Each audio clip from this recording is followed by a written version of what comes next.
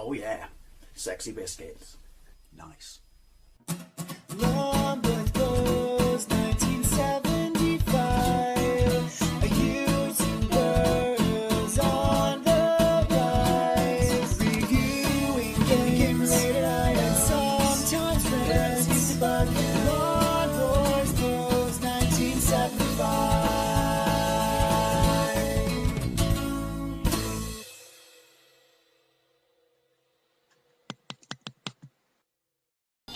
This is the Chaos engine. I played this very recently on my A500 Mini. It's by the Bitmap Brothers, but released by Renegade Software in 1993. You are a time traveler and you get stuck back in the past in steampunk 18th century Victorian stuff, England. And there's something called the Chaos engine, which is invented by this bloke, and he gets absorbed by the Chaos engine, then it starts taking over the land and pumping out enemies and stuff like that.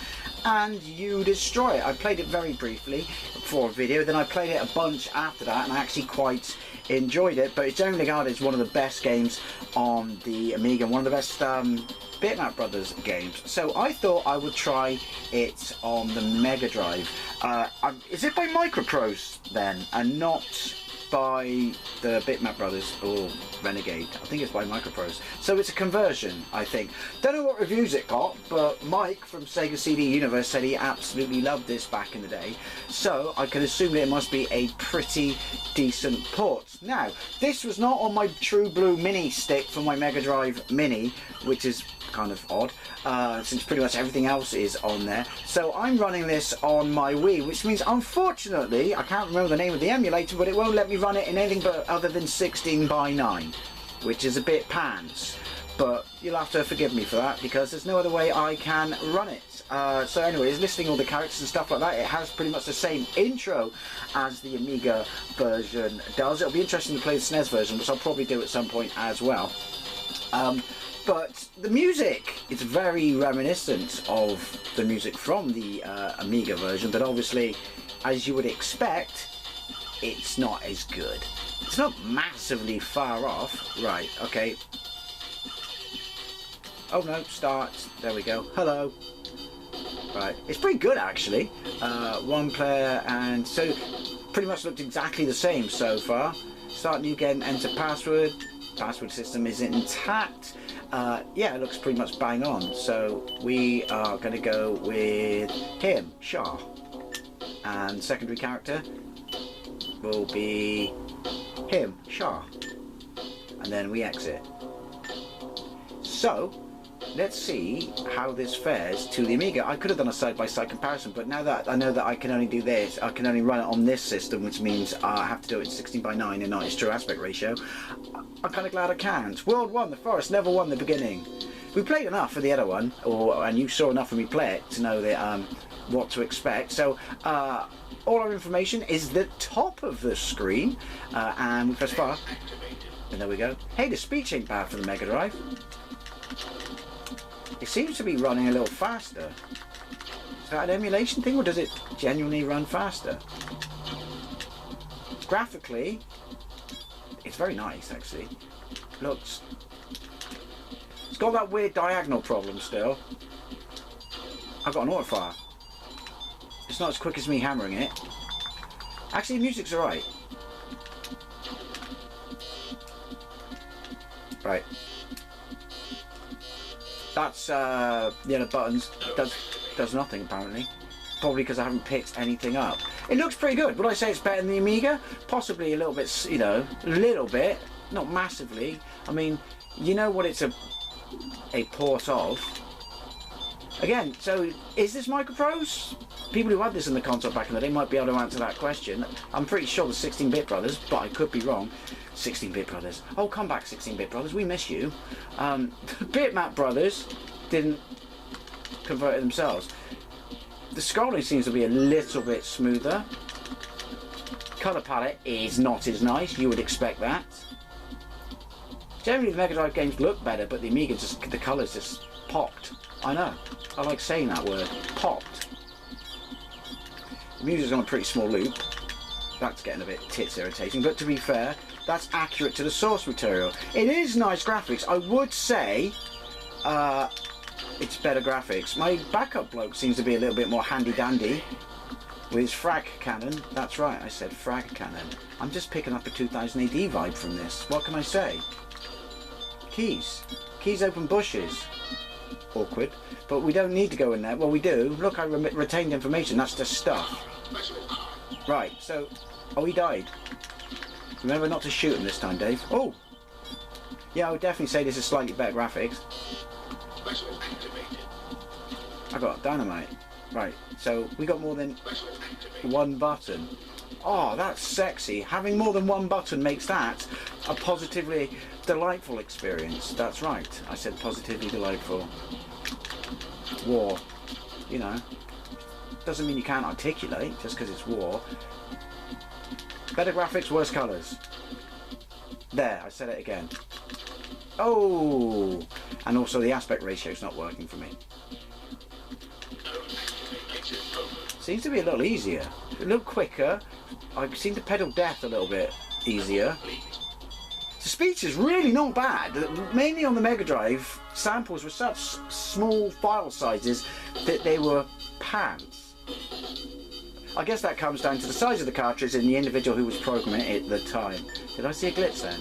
Or was that reflection from the road on my glasses? Yeah, I know. I thought you should know that.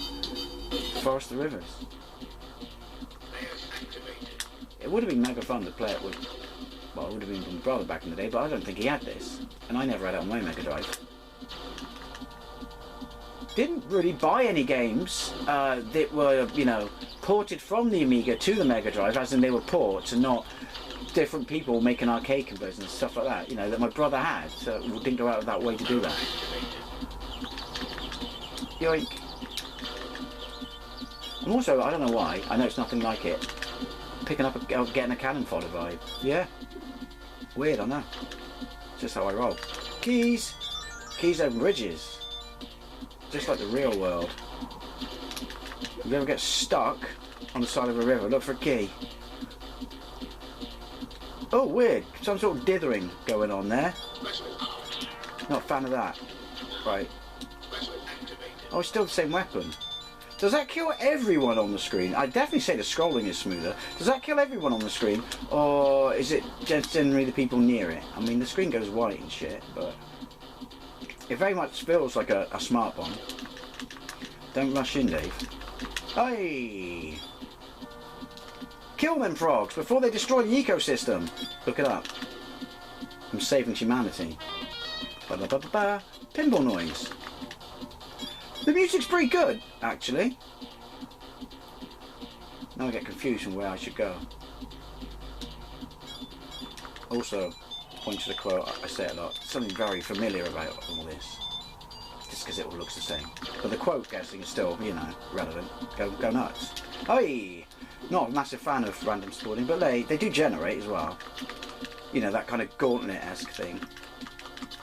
Well, if I played this on my mate's Amiga, and it's definitely far easier. I don't know if there's difficulty settings. If I played this on my mate's Amiga and I absolutely loved and adored it, I would have been well happy with this port. Definitely looks the part. It sounds alright, just not as good as the Amiga. Yeah, definitely looks the part. Seems to be a little bit quicker. That might be me. I don't know. There might be an emulation thing. Maybe I should get a white stick. Oh, I got speed. Right, where am I going? Explore, Dave, explore. Ooh! They remind me of that weird block dude from Ragnarok and Love and Thunder. You know, the bloke who directed it and made Love and Thunder an absolute fucking train wreck of a movie. I mean, an absolute fucking train wreck of a movie. If you like it, good for you. Taste is subjective, but seriously. There's having humour and stuff, you know, and then there's, like, overdoing it. And then there's just turning Thor, I know this isn't a Thor thing, into an absolute fucking stumbling buffoon, because that's what the MCU dictates these days. All men must be clumsy fucking idiots, because they're men. Right, pinball noise. But where did it open a door? Whoop-de-doo, Basil, what does it all mean? Point to the quote. Was he armoured? Oh, hello. Wait, what? Oh, you fucker. Am I even going the right way? I can't say where's the bird this feather came from anymore either, because someone got that one too. I know, what an age we live in. Oh, I'm gonna have to come up with some new quotes. They just accidentally come out. What can I say? Fuck it. Well, that's what I can say. Oh, hello. Yoink! This looks right. Hello, hello. Points to the TV show. I know. Crazy. Have we done it? Have we done it? I think we've done it. I really want to say I think he stole that guy's wallet, but I can't say that either. Oh, we got to go up there. There is variation then. It's definitely easier than the Amiga version. Seriously. Oh, I've got to go on the ladder. Can I not just drop off?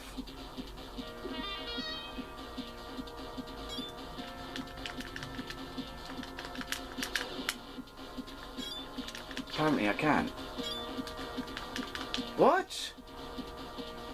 What's going on? Ah! Keys, Dave, keys.